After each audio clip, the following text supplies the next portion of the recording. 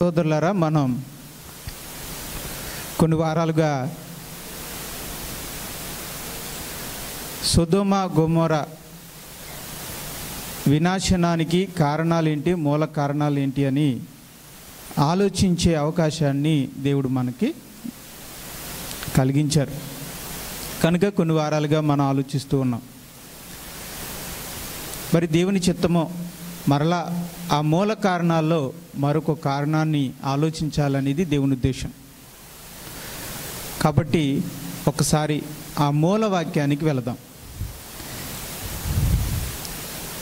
సొదొమ గొమొర్రాల యొక్క వినాశనానికి మూల కారణాన్ని తెలియచేసినటువంటి దేవుని మాట గుర్తుందా మీకు? యెహెజ్కేలు గ్రంథము 16వ అధ్యాయము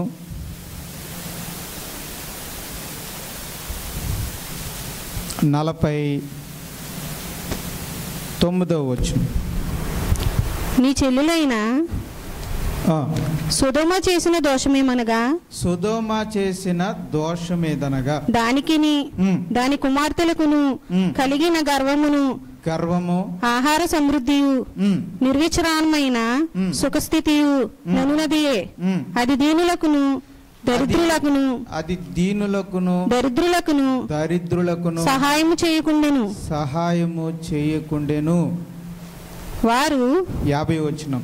వారు గ్రంథము 16వ అధ్యాయము 50వ వచనం.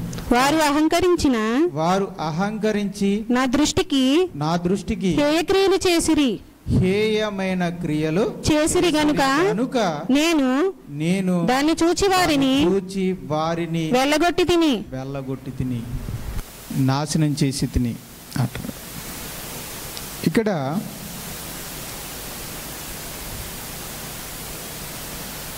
దేవుడు వారికి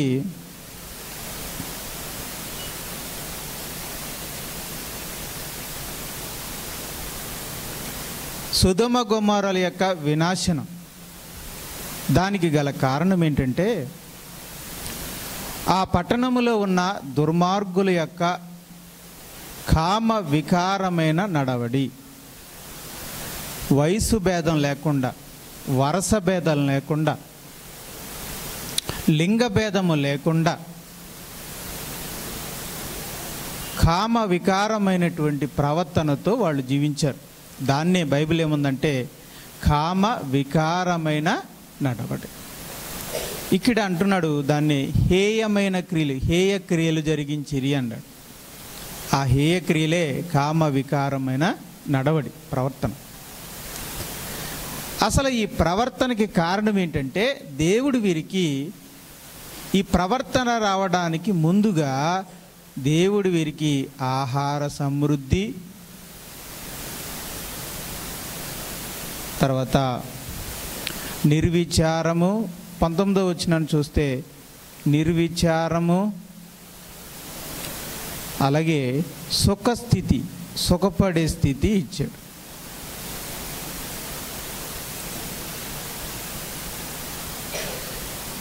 ఇది దేవుడు వారికి అనుగ్రహించిందే వస్తుందా? రాదు కదా, దేవుడే వారికి ఇచ్చాడు.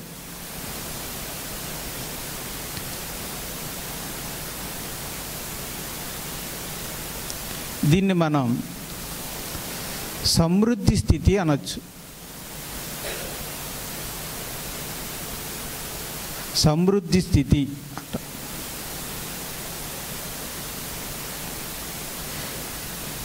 ఈ సమృద్ధి స్థితిలో వీళ్ళు ఏం చేశారు అనేది ఇక్కడ మనం చెప్తున్నాడు. 2, ఈ సమృద్ధి స్థితిలో వీళ్ళు ఏం చేశారు? 20వ వచనంలో ఫస్ట్ మాట అహంకారము. వారు అహంకరించి రైట్ అంటే వీళ్ళు సమృద్ధి స్థితిలో ఏం చేశారు? దేవుడు సమృద్ధి అనే స్థితిని ఇస్తే వాళ్ళు అహంకరించారు.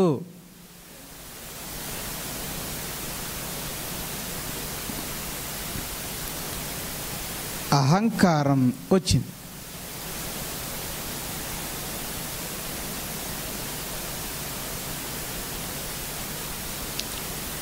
49వ వచనంలో సమృద్ధి స్థితిలో వాళ్ళు ఏం చేయలేదో చెప్తున్నాడు. 50వ వచనంలో వాళ్ళు ఏం చేశారు? అహంకరించారు. కానీ 49వ వచనంలో చివరిలో ఏం చేయలేదో చెప్పాడు. సమృద్ధి స్థితిలో ఉండి కూడా వాళ్ళు ఏం చేయలేదు? అది దీనులకును దరిద్రులకును సహాయము చేయకుండాను. రైట్, అది కూడా మనం రాసుకుందాం. అంటే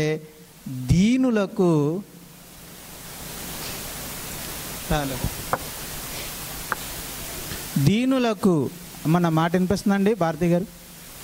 దీనులకు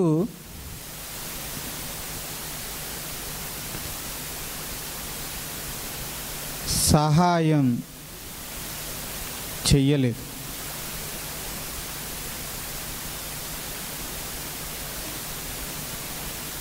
ఈ రెండిటి ఫలితం ఈ గర్వానికి,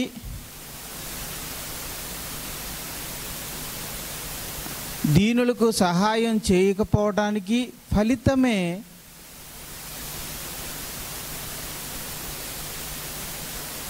హేయక్రియలు.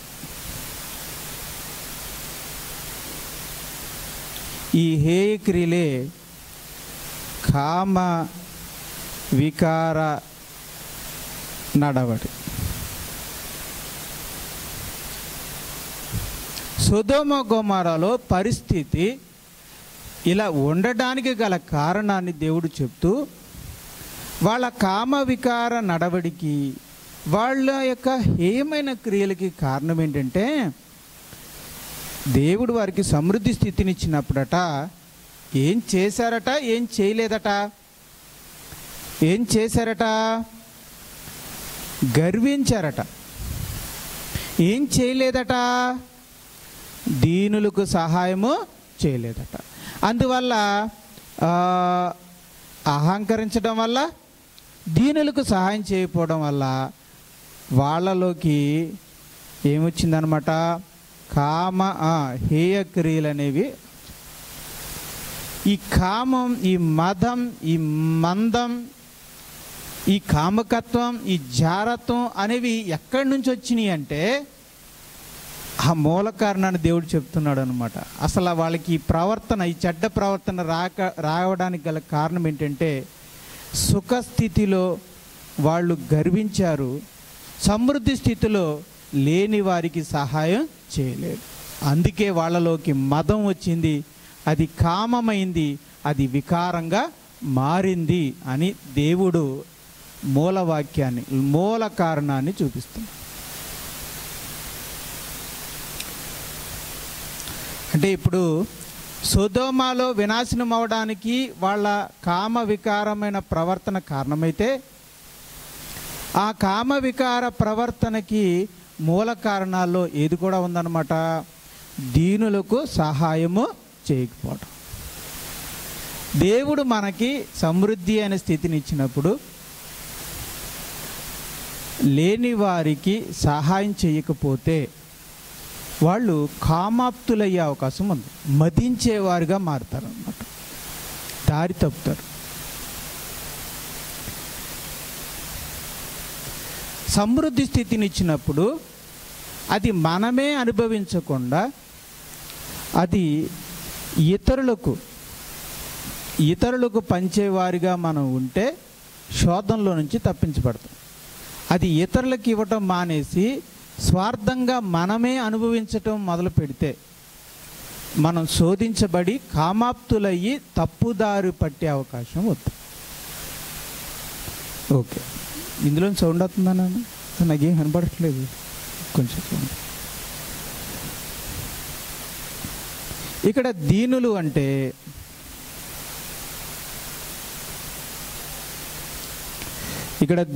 అంటే హలో హలో హలో దీనులు అంటే పేదవారు అని అర్థం.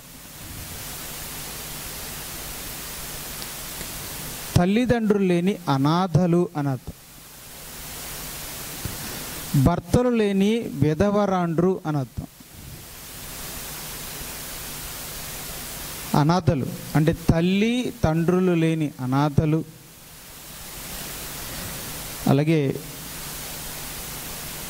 విధవరాండ్రు భర్తలను కోల్పోయిన భార్యలు, తర్వాత పరదేశులు, ఏమీ లేక వేరే దేశం నుంచి వేరే ప్రాంతానికి వచ్చి ఏదో గుడారాలు వేసుకునో లేకపోతే చిన్న అద్దింట్లోనో ఉంటుంటారే, అలాంటి పరదేశులు. రైట్. ఇందులో పేదవారు, అనాథలు, విధవరాండ్రు, పరదేశులు. పేదవారు కనీస అవసరతలు కూడా లేనివారు, అనాథలు తండ్రి ప్రేమ తల్లి ప్రేమ లేక పేదవారుగా ఉన్న పిల్లలు, అవసరతలు అందనివారు. విధవరాండ్రు భర్త లేక పోషించబడడానికి ఇబ్బంది పడుతున్న భార్యలు. పరదేశులు తమకి ఏమీ లేక వేరే దేశానికి వచ్చి అక్కడ పేద స్థితిలో ఉన్నవారు. ఏదైనా వీళ్ళందరూ కూడా ఏ స్థితిలో ఉన్నారు? లేమి స్థితిలో ఉన్నారు.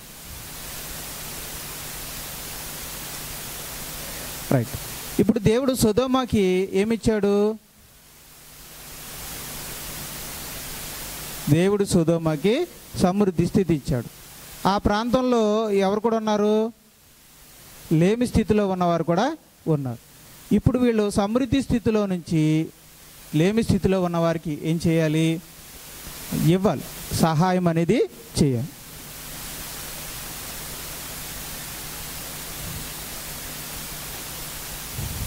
ఇది దేవుని యొక్క కోరిక, ఇది దేవుని యొక్క ఆకాంక్ష.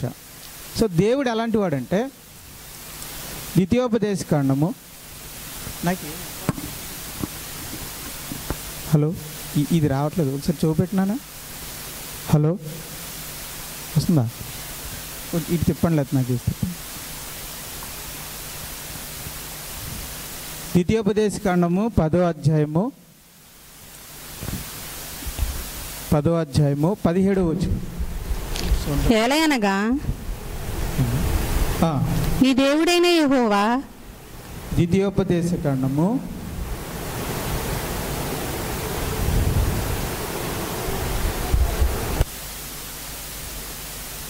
10వ అధ్యాయము 17వ వచనం. ఏలయనగా నీ దేవుడైన యెహోవా ఇశ్రాయేలులకి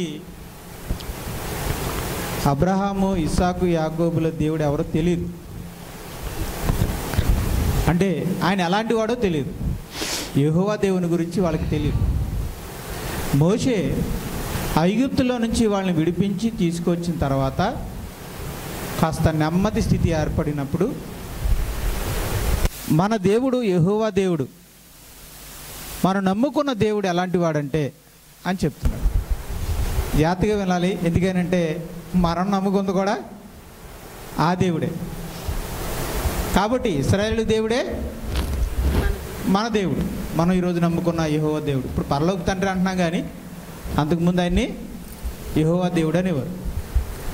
ఆ యెహోవా దేవుడు పరలోక తండ్రి ఎలాంటి వాడంటే, ఏలయనగా నీ దేవుడైన యెహోవా పరమదేవుడును పరమ ప్రభువునై ఉన్నాడు.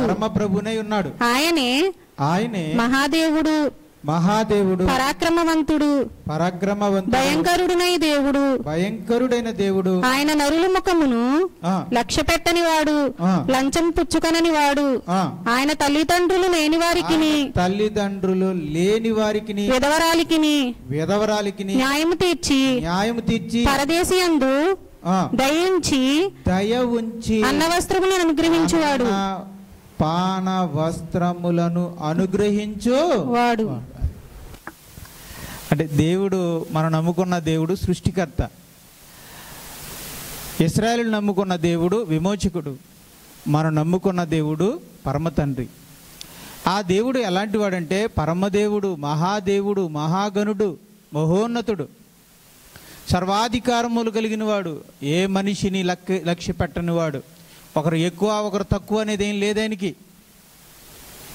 ఏ విషయంలోనూ లంచాన్ని పుచ్చుకొని, మన సోనరాజు గారు పెద్ద అర్పణ అర్పించారు కనుక ఆయనకు అనుకూలంగాను, ప్రభుదాస్ గారు చిన్న అర్పణ అర్పించారు కనుక ఆయన తక్కువగాను చూసేటువంటి వ్యక్తి కాదు.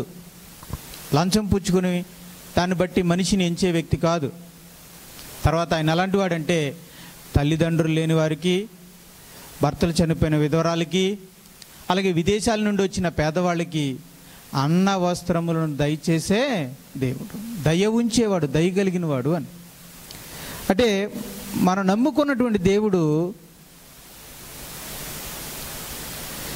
వీరి పట్ల జాలి గల దేవుడు.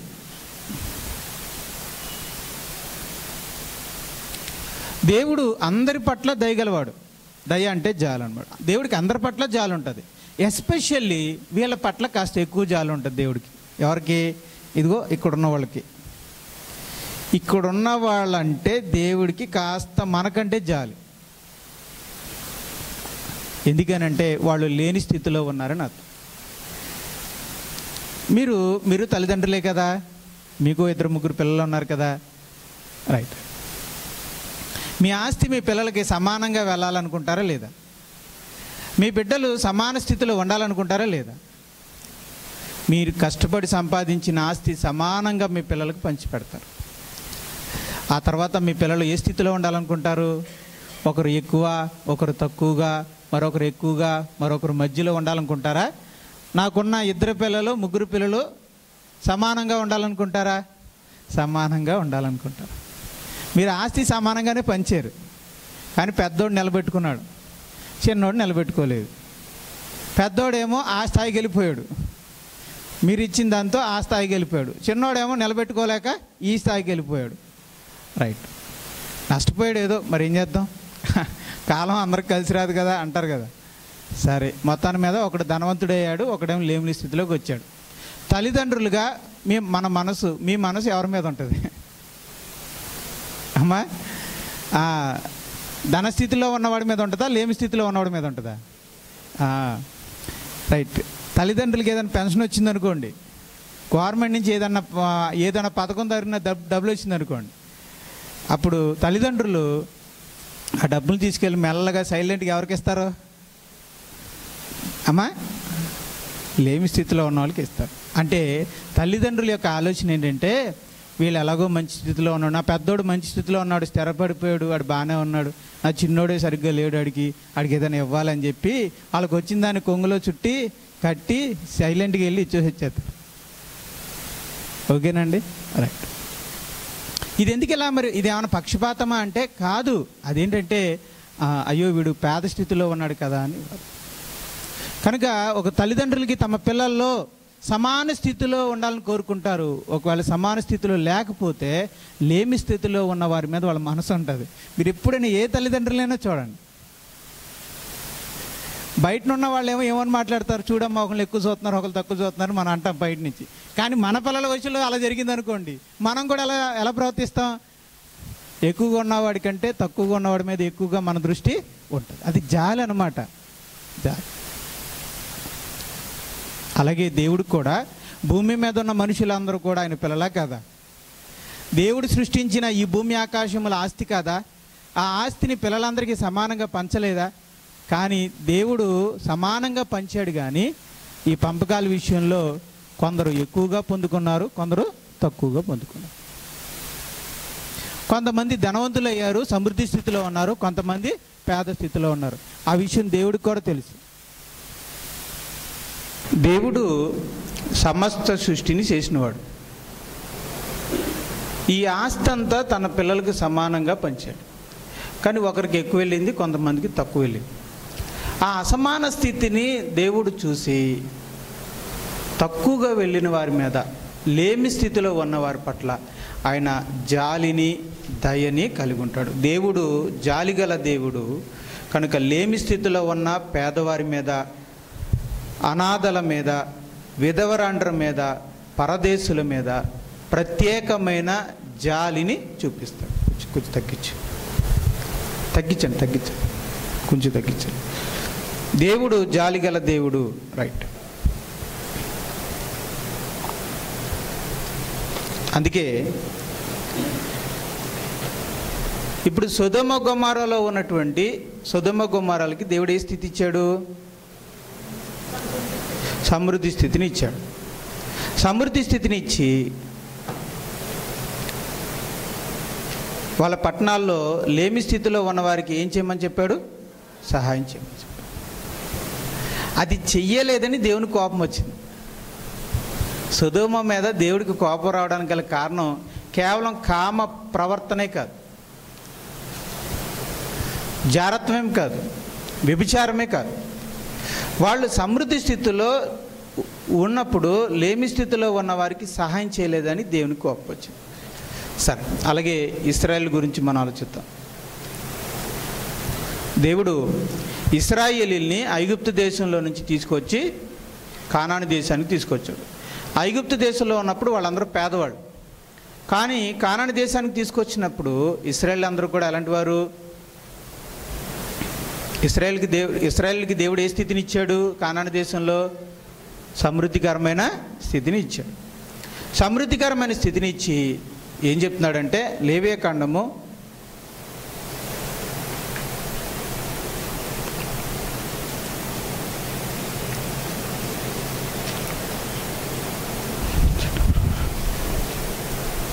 19వ అధ్యాయము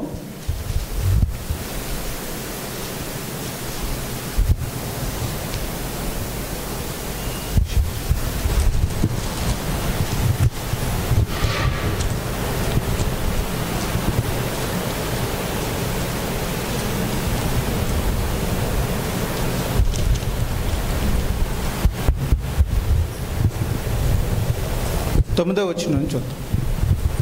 మీరు మీ భూమి పంటను కోయినప్పుడు నీ పొలము యొక్క ఓరలను పూర్తిగా కోయకూడదు, నీ కోతలో పరిగెను ఏరుకొనకూడదు, నీ ఫలవృక్షముల తోట పరిగెను కూర్చుకొనకూడదు, నీ ఫలవృక్షముల తోటలో రాలిన పండ్లను ఏరుకొనకూడదు, బేదలకు పరదేశులకును వాటిని విడిచిపెట్టవలెను. దేవుడు ఇశ్రాయేలీయుల్ని ఐగుప్తులోంచి విడిపించి వాగ్దాన దేశంలోకి తీసుకొచ్చి ఆస్తుల్ని ఇచ్చాడు, భూముల్ని ఇచ్చాడు, పంటని ఇచ్చాడు, వారు కట్టుకోనని ఇండ్లను ఇచ్చాడు, వాళ్ళు సంపాదించని ధనాన్ని, బంగారాన్ని, వెండిని, వస్త్రాలని వాళ్ళకి ఇచ్చాడు. సమృద్ధికరమైన స్థితిని ఇచ్చాడు. ఇచ్చి దేవుడు ఇశ్రాయేలుకి ఏం చెప్తున్నాడంటే, మీరు పంట పండినప్పుడు కోత కోసుకునేటప్పుడు మిగిలిన పంటను అలాగే ఉంచేయండి, పరిగి ఎరగకండి, పూర్తిగా ఎరకండి, పూర్తిగా కొయ్యకండి, పూర్తిగా తీసేయకండి, అక్కడక్కడ విడిచిపెడుతూ వెళ్ళండి అన్నాడు. ఎందుకు ప్రభు అంటే, పేదవాళ్ళు, విధవరాండ్రులు, తల్లిదండ్రులు లేని వాళ్ళు, పరదేశులు మీ వెనకాలే వచ్చి ఏరుకుంటారు, తింటారు, కాబట్టి వాళ్ళ కోసం ఉంచండి అన్నాడు దేవుడు. అంటే ఇప్పుడు దేవుడు ఎవరి కోసం ఆలోచిస్తున్నాడు చూడండి. తల్లిదండ్రులు తమ ఇద్దరు పిల్లల్లో పేదవాడుగా ఉన్న కొడుకు మీద మనసున్నట్టు, వాడికి ఏదైనా పెట్టాలి, ఏదైనా వాడిని చూడాలి అన్నట్టు దేవుని మనసు కూడా ఎవరి మీద ఉందన్నమాట? పేదవారి మీద, విధవరాండ్రుల మీద, దిక్కులేని వారి పట్ల, పరదేశుల పట్ల, లేమి స్థితిలో ఉన్న వారి మీద ఉంటుంది. అందుకే సమృద్ధి స్థితి ఇచ్చినటువంటి ఇశ్రాయేలుకి దేవుడు ఏం చెప్పాడంటే, మీరు పంటను ఏరుకునేటప్పుడు పూర్తిగా ఏరకండి, కొద్దిగా విడిచిపెట్టండి, అది లేమి స్థితిలో ఉన్నవారు తిని భోంచేస్తారు అని చెప్పి. అలాగే మీరు పండగ చేసుకున్నప్పుడు, పస్కా పండుగ, పర్ణశాల పండుగ, పెంతుకోస్తు పండుగ, ఏ పండుగైనా మీరు చేసి సంతోషించేటప్పుడు మీ గ్రామంలో ఉన్న విధవరాండ్లను పిలవండి, దిక్కులేని వారిని పిలవండి, పరదేశులను పిలవండి, పేదవారిని పిలవండి, పిలిచి మీ కుటుంబంతో పాటు వాళ్ళకి పెట్టండి. ఎందుకంటే పండగ అంటే ఇశ్రాయేలుకి పులిన రొట్టెలు చేసుకోవాలి, గొర్రె మాంసం తినాలి, చక్కచక్క రుచికరమైన ఆహారాలు తినాలి. అలా తినేటప్పుడు నీ పిల్లలతోనూ, నీ భార్యతోనూ నువ్వు తినేటప్పుడు, నీ దాసదాసులతో నువ్వు కలిసి తినేటప్పుడు, సంతోషించేటప్పుడు, ఇదిగో గ్రామంలో ఉన్న పేదవారిని, విధవరాండ్రుని, దిక్కులేని వారిని జ్ఞాపకం చేసుకో, వారిని తీసుకొచ్చి నీవు నీ పండగలో నువ్వు సమృద్ధిగా తినేటప్పుడు వాళ్ళని కూడా కూర్చోబెట్టి తినిపించు అన్నాడు. జాలిపడు అన్నాడు. జాలి, ధర్మం చేయము, సహాయం చేయము అని నేను అనేకసార్లు చెప్పాను ఇశ్రాయేలులారా, కానీ మీరు మీ సమృద్ధి స్థితిలో నుండి పేదవారికి మీరు సహాయము చేయలేదు. అందుకే మిమ్మల్ని శిక్షిస్తున్నాను అని. చూడండి, అంటే దేవుడు సహాయం చేయమని చెప్తున్నాడు. సహాయం చేయకపోతే కోపం వస్తుంది దానికి. అది కూడా ఉంది మరి. సమృద్ధి స్థితిలో ఉన్నవారు లేమి స్థితిలోనికి సహాయం చేయాలి, చేయమని చెప్తున్నాడు, చేయమని ప్రోత్సహిస్తున్నాడు. చేస్తే ఆశీర్వదిస్తానంటున్నాడు, చేస్తే ప్రతిమేలు చేస్తానంటున్నాడు, చేస్తే అంత్యదినమునందు జ్ఞాపకం చేసుకుంటానంటున్నాడు. మరి చేయకపోతే నాకు కోపం వస్తుంది అంటున్నాడు. సొదొమలో ఉన్నవాళ్ళు సమృద్ధి స్థితిలో ఉన్నవారు లేమి స్థితిలో ఉన్నవారికి సహాయం చేయలేదు. అందుకే దేవుడికి సొదొమ మీద కోపం వచ్చింది. సమృద్ధి అనే స్థితిని ఇశ్రాయేలుకి ఇస్తే పేద స్థితిలో ఉన్నవారికి సహాయం చేయలేదు. అందుకే ఇశ్రాయేలు మీదకి దేవుడికి కోపం వచ్చింది. ఇప్పుడు మనం నమ్మే దేవుడు ఆ దేవుడైనా మారిపోయాడు. మనం నమ్మే దేవుడు ఆ సొదొమ మీద కోపం చూపిన దేవుడే, ఇశ్రాయేలు మీద కోపం చూపిన దేవుడే ఈరోజు మనం నమ్ముతున్న దేవుడు పరమ తండ్రి. ఆ పరలోక తండ్రికి క్రైస్తవులకు సహాయం చేయమని చెప్పాడు, రహస్యంగా చేయమని చెప్పాడు, మరిచిపోకుండా చేయమని చెప్పాడు, పిసిదానితనంతో కాకుండా ధారాళంగా చేయమని చెప్పాడు, విసుగగా చేయమని చెప్పాడు. మరి క్రైస్తవులు చేయకపోతే క్రైస్తవుల మీద కూడా దేవునికి కోపము వస్తుంది అన్నమాట. అంటే మన మీద కూడా కోపం వస్తుంది. మన ఆత్మీయ జీవితంలో మనం నిర్లక్ష్యం చేస్తున్న ఒక మెట్టు మనం నిర్లక్ష్యం చేస్తున్నాం అన్నమాట. అంటే మన పట్ల నిజంగా దేవుడికి ఎంత కోపం ఉంటుందో ఆలోచించండి. లేని స్థితిలో ఉన్న వారికి సహాయం చేయక, ధర్మం చేయక, న్యాయం తీర్చక ఉన్న మన పట్ల దేవుడికి ఎంత కోపం ఉంటుందో ఆలోచించాలి. సొదొమ గొమొర్రా మీద కన్నెర చేసిన దేవుడే, ఇశ్రాయేలు మీద కన్నెర చేసిన దేవుడే క్రైస్తవుల మీద కన్నెర చేయడా? మనం ముద్దు పెట్టలేమని వదిలేస్తాడా? దేవుడు న్యాయం విషయంలో ఫస్ట్లోనే చెప్పాడు, పక్షపాతము లేదు, లంచము పుచ్చుకోడు అని. కనుక పక్షపాతం లేని దేవుడు సహాయం చేయకపోతే క్రైస్తవుల మీద కూడా కన్నెర్ర చేస్తాడు. కనుక ఈ విషయంలో మనం లోపం కలిగి ఉన్నాం. దేవుడు మన మీద కన్నెర్ర చేస్తున్నాడు, కానీ ఓర్చుకుంటున్నాడు అనమాట. ఇప్పుడు కాకపోయినా రేపని తెలుసుకుంటారులే, తర్వాత తెలుసుకుంటారులే, 2024లో కాకపోయినా 2025లోనే తెలుసుకుంటారులే, తర్వాతనే చేస్తారులే అని మనకేమిస్తున్నాడు అన్నమాట, అవకాశాన్ని ఇస్తున్నాడు. కానీ మనమే సంవత్సరాలు గడిచిపోతున్నాయి కానీ మనకి అవగాహన రావట్లేదు. ఇన్ని ప్రసంగాలు వినడమే కానీ విన్నప్పుడు చేసేయాలని మనం అనుకున్నాం, కానీ అది మనలా చల్లారిపోతుంది.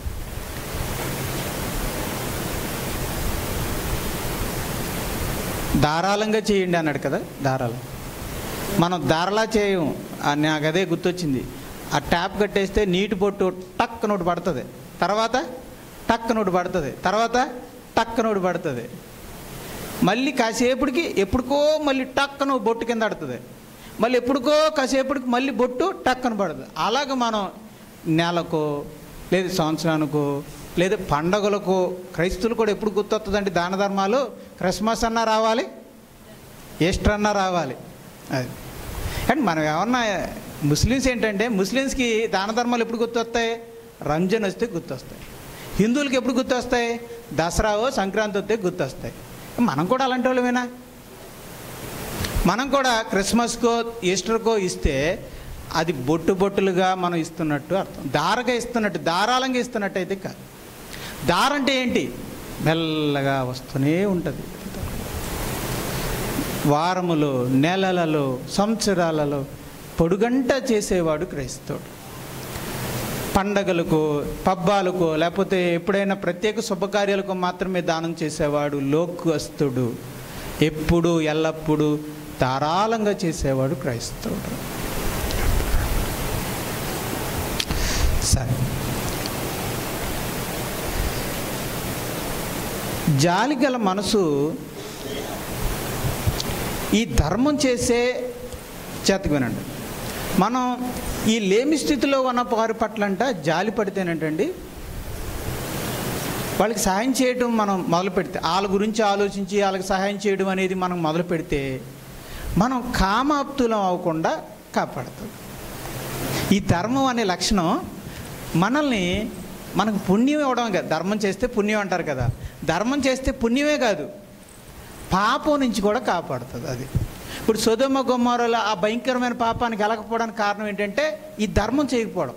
ఈ ధర్మం చేస్తుంటే వాళ్ళకి ఆ కామం వచ్చేది కాదు, అంత పనికిమాలిన పనులు చేసేవారు కాదు.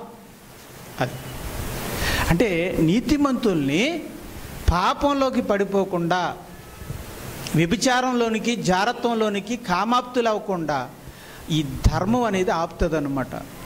ఇతరులు పేదవాళ్ళ పట్ల జాలి చూపిస్తే, కరుణ చూపిస్తే మనలో ఉన్నటువంటి కామపు ఆలోచనలు తగ్గుతాయి అని బైబిల్ చెప్తుంది.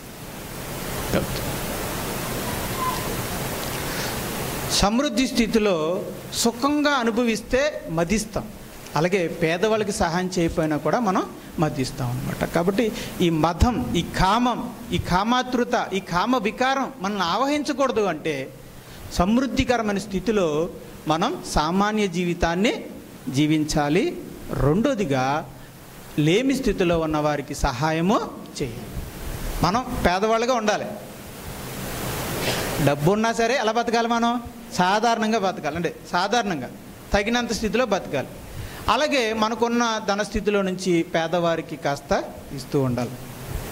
బైబిల్లో ఒక మాట ఉందిలేండి, ధనవంతులను చెప్పుకుని పేదవారుగా ఉన్నారట, పేదవారమని చెప్పుకుని ధనవంతులుగా ఉన్నవారు కూడా ఉన్నారట. ఇప్పుడు మనం ఏ రకంగా ఉండాలి? లోకల్లో చూడండి, ఎంత ఉన్నా లేకపోయినా, బీరువాలు ఏమున్నా, అకౌంట్లో లేకపోయినా సరే పైకి మాత్రం ఎలా ఉంటారు చెప్పండి? అంటే అప్పు చేసినా సరే భోజనాలు చేస్తున్నారంటే ఏంటి కారణం? మీరు రిచ్. అప్పు చేసినా సరే ఉంగరాలు కొంటున్నారంటే ఏంటి? మేము రిచ్. అప్పు చేసైనా సరే ఇళ్ళు కట్టేస్తున్నారంటే కారణం ఏంటి? మేము రిచ్ అని చెప్పుకోవడం కోసం. పేదవారు అయ్యుండి కూడా ధనవంతులని చెప్పుకునే వాళ్ళు కూడా ఉన్నారంటే వీళ్ళే, మనమే అనమాట. కానీ బైబిల్ చెప్తుంది ఇంకో రెండవ మాట, పేదవారమని చెప్పుకొని, క్షమించండి, పేదవారమని చెప్పుకుంటారంట, కానీ ఏమై ఉంటారట? ధనవంతులని చెప్పుకుంటూ పేదవారుగా ఉంటారట. వాళ్ళు లోకం. కానీ దేవుని రాజ్యంలో ఉన్న వాళ్ళు ఎలా ఉండాలన్నమాట? పేదవారమని చెప్పుకుంటూ ధనవంతులుగా ఉంటారు. అది ఇప్పుడు మనం ఎలా ఉండాలంటే అలా ఉండాలన్నమాట. దేవుని చిత్తం మీద ఒకసారి మాట్లాడతాలండి. జాలిగల మనసు కామ వికారమైన నడవడిక నుండి కాపాడుతుంది. స్వార్థపూరితమైన మనసు, ఎవరికి పెట్టకూడదు, నేనే తినేయాలి, నేనే ఉంచుకోవాలి, నాకే ఉండాలి అని ఈ స్వార్థమైన మనసు కామ వికారమైన నడవడికి దారితీస్తుంది అన్నమాట. అది ఈరోజు సారాంశం ఏంటంటే, సొదొమ గొమొర్రాల యొక్క ఆ వికృతమైన కామ కార్యాలకి కారణం ఏంటంటే గర్వమే కాదు, సుఖస్థితే కాదు, ఇతరులకు దానం చేయకపోవడం, ధర్మం చేయకపోవడం, స్వార్థపూరితమైన మనసు కూడా కారణమే అని బైబిల్ చెప్తుంది. కాబట్టి మనం మేలుకోవాలి. ధర్మం చేసే విషయంలో కొన్ని జాగ్రత్తలు చెప్పి ముగిస్తానండి. ధర్మం చేయాలి. ఎలా చేయాలి? జాగ్రత్తలు. ఒకటి, మొదట సంఘంలో ఉన్నవారికి చేయాలి. మనం ఉంటున్న సంఘంలో ఉన్న వారికి చేయాలి. ఫస్ట్ ప్రాధాన్యత ఇవ్వాలి. ధర్మం చేయాల్సి వస్తే ఫస్ట్ ప్రాధాన్యత సంఘంలో ఎవరైనా పేదవారు ఉన్నారేమో వాళ్ళకి ఇవ్వాలి. 2, తర్వాత క్రైస్తవుల్లో ఎవరైనా ఉన్నారేమో అని వాళ్ళకి చేయాలి. ఆ తర్వాత లోకంలో ఉన్న వారికి చేయాలి. ఫస్ట్ మనం ధర్మం చేయాల్సిన ఫస్ట్ ప్రయారిటీ ఎవరికి చేయాలి? అప్పుడప్పుడు అనుకుంటారు కదా, వీళ్ళకి ఇవ్వాలనుకుంటారు. అప్పుడు మీకు ఆ కన్ఫ్యూజన్ వచ్చినప్పుడు దేవుడిచ్చిన ఆర్డర్ ఏంటంటే ఫస్ట్ సంఘం, తర్వాత మిగతా సంఘాలు, ఆ తర్వాత లోకం. అది ఆ ప్రయారిటీ అన్నమాట. రెండోది, పొందదగిన వారికే చెయ్యాలి. పొందదగిన వారికి మేలు చేయుటకు వెనుకాడకమని ఉంది కదా బైబిల్లో. అంటే మేలు చెయ్యి, కానీ ఎవరు చేస్తావు? పొందదగిన వారికే చెయ్యి. అంటే పొందదగిన వారంటే ఎవరు? నిజంగా పేదవాళ్ళే ఉన్నవాళ్ళు, నిజంగా అక్రత కలిగిన వారు, నిజంగా సహాయం అవసరం వచ్చిన వాళ్ళకే ఇవ్వాలి. కడుపు నిండి ఉన్నవాడికే మళ్ళీ పెడతాం ఆ భోజనము. కడుపు ఖాళీగా ఉన్నవాడికి పెడితేనే కదా పుణ్యము. కనుక కడుపు ఖాళీగా ఎవరికి ఉందో, నిజంగా అక్కర ఎవరికి ఉందో, నిజంగా ఇప్పుడు భర్తలు చనిపోయిన వాళ్ళు 2 ఉంటారు, విధవరాండ్రులు.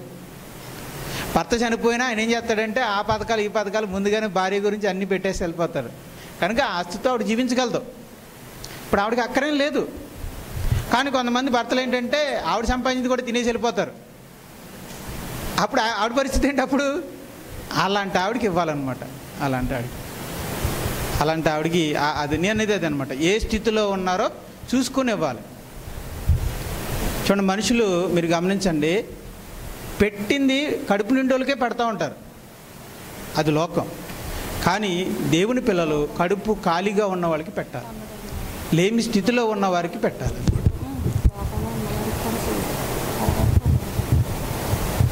పొందదగిన వారికే చేయండి అని బైబిల్ ఎందుకు అందంటే, కొంతమంది కపటదారులు ఉంటారు, పైకి ఏదో పేదవారిగా ఉన్నట్టు అనిపిస్తారు. ఎవరు ముంబైలో ఒక అడుక్కుని ఆయన ఉన్నాడట, ఆయన ఆస్తి గురించి వివరిస్తూ ఆయనకి అక్కడ 5 ఫ్లాట్లు ఉన్నాయంట, అకౌంట్లో బోల్డ్ అంత డబ్బులు ఉన్నాయట, అయినా సరే రోడ్డు మీదకి వచ్చి అడుక్కుంటూ ఉంటాడు. ఇలాంటి కపటదారులు ఉన్నారు కాబట్టి బైబిల్ ఏం చెప్తుందంటే, జాగ్రత్త, అర్హత కలిగిన వారికే ఇవ్వండి అని చెప్తున్నారు. అందుకే తెలుసున్న వాళ్ళకే ఇవ్వడం మంచిది. తర్వాత మూడోది, దేవుడు మాట చెప్పాడు, ధర్మం చేయండి కానీ శక్తికి మించి కాదు, శక్తి కొలదే చేయాలి. కనుక శక్తికి మించి దాన ధర్మాలు చేసి రాజులు కూడా బేకారులు అయిపోయారు. కాబట్టి శక్తికి మించిన దాన ధర్మాలు చేయమని దేవుడేం అడగట్లేదు, శక్తి కొలదియే దాన ధర్మాలు చేయండి. తర్వాత మరొక విషయం ఏంటంటే, ఇవ్వటం అనేది చిన్నగా మొదలెట్టండి. కొంతమందికి ఇవ్వండి, ఫస్ట్ ఒకరికి ఇవ్వండి, తర్వాత 2కి, తర్వాత 3కి, తర్వాత 4కి, తర్వాత 5కి. మీకు నేర్చుకునే కొలది పెంచాలి. ఒక్కసారి 100 మందికి ఎట్టేసి ఆ తర్వాత ఇక మూసేసేలా కాకుండా ఏం చేయాలన్నమాట, మనం ముందు ఫస్ట్ ఒకరు పెట్టాలి. బాగుంది, ఒకరికి పెట్టగలుగుతున్నాం, తర్వాత 2కి, తర్వాత 3కి, తర్వాత 4కి. దేవుడు కూడా ఆశీర్వదిస్తాడండి మిమ్మల్ని. ఒకరికి పెట్టేవారుగా ఉంటే తర్వాత 2కి పెట్టేవారుగా చేస్తాడు, 2కి పెట్టేవారుగా ఉంటే 3కి పెట్టేవారుగా చేస్తాడు, 3కి పెట్టేవారుగా ఉంటే 4కి పెట్టేవారుగా చేస్తాడు. ఇంకా అలా దేవుడు అభివృద్ధి పరిచే కొలది పెట్టడం మీరు విస్తరించుకోవాలి. అందుకే అటు నుంచి కిందకి రాకూడదు, ఇటు నుంచి పైకి వెళ్ళాలన్నమాట మనం. తర్వాత మరొక విషయం ఏంటంటే, తక్కువగా చేయండి. ఫస్ట్ ఒక 100 రూపాయలుగా చేయండి, తర్వాత 500గా చేయండి, తర్వాత 1000 రూపాయలుగా చేయండి, తర్వాత 5000గా చేయండి, తర్వాత 10,000గా చేయండి. అలా పెంచుకుంటూ వెళ్ళండి. దేవుడు కూడా మిమ్మల్ని 100 రూపాయల నుంచి 1000 రూపాయలు ఇచ్చే స్థితికి తీసుకెళ్తాడు, 1000 రూపాయల నుంచి 2000కి ఇచ్చే స్థితికి తీసుకెళ్తూ ఉంటాడు. అభివృద్ధిని మీకు ఇస్తూ ఉంటాడు. ఆశీర్వదించే కొలది మీ దానాన్ని కూడా పెంచుకుంటూ వెళ్ళండి. కానీ ఒకసారి 10,000 ఇచ్చేసి ఇక బాబు నేను చేయలేనని చెప్పి కూర్చోకూడదు, అది కరెక్ట్ కాదు. ఫస్ట్ 100 రూపాయల నుంచి, 200 నుంచి, 500 నుంచి, 1000 రూపాయల నుంచి, అలా మన దానం అనేది, ధర్మం అనేది పెరుగుతూ ఉండాలి.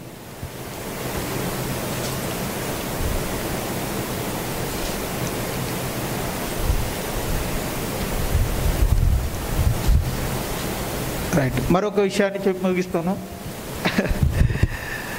ఆదికాండము 14వ అధ్యాయం. పాపం మీలో ఓపికని, సహనాన్ని మొత్తం పీల్చేస్తున్నట్టున్నాను. రైట్, ఆదికాండము 14వ అధ్యాయం.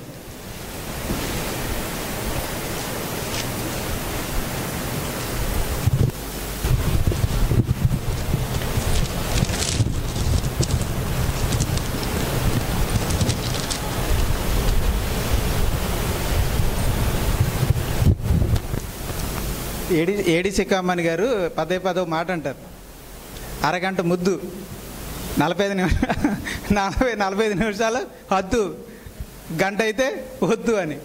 నేను ఆ వద్దు కూడా దాటేస్తున్నాను. ఆదికాండము 14వ అధ్యాయం 21-22 వచనం. సొదొమ రాజు మనుషులను నాకు ఇచ్చి ఆస్తిని. సొదొమ రాజు అన్నాడంట అబ్రహాంతో, అబ్రహాము మనుషుల్ని నాకు ఇచ్చి ఆస్తిని నీవే తీసుకోమని పట్టుకెళ్ళిపో అన్నాడట. సందర్భం చెప్తాను చూడండి. సొదొమలో ఉన్న ఆస్తిని అంతటిని దొంగలు వచ్చి ఎత్తుకెళ్ళిపోయారు, మనుషులు కూడా ఎత్తుకెళ్ళిపోయారు, దోచుకుని వెళ్ళిపోయారు, రాజులే. అప్పుడు అబ్రహాం గారు కత్తి పట్టుకొని సైన్యం నేర్చుకుని వెళ్ళి యుద్ధం ఆడి గెలుచుకొని మనుషుల్ని, ఆస్తుల్ని మొత్తం తీసుకొచ్చి సొదొమ రాజుకి అప్పగించాడు.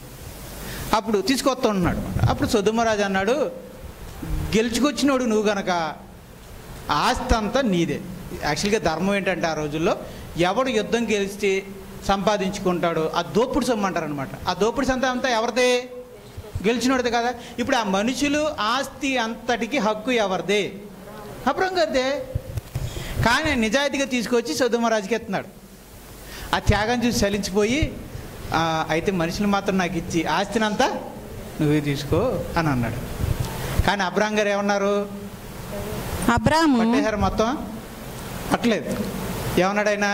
అబ్రాహాము నేనే. ఆ మాటకు అర్థం ఏంటంటే అబ్రాహాం అన్నాడు, నాకు మనుషులు వద్దు, ఆస్తి వద్దు, నువ్వు పట్టుకెళ్ళిపో. ఈరోజు సొదొమలో మనుషులకు సమృద్ధికరంగా ఉన్న ఈ ఆస్తి అంతా ఒకప్పుడు అబ్రహాము దానం చేస్తే వచ్చింది. తెలుసా మీకు విషయం?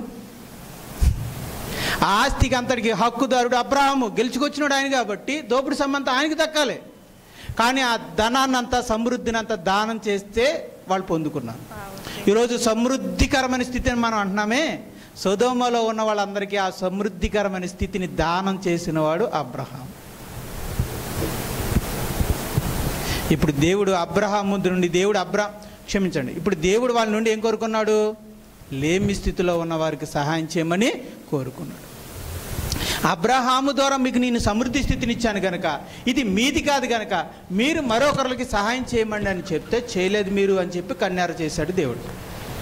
రైట్, అక్కడికే వస్తున్నాను. ఇందులో కూడా ఆత్మీయ సత్యం ఉంది, జాగ్రత్తగా వినండి.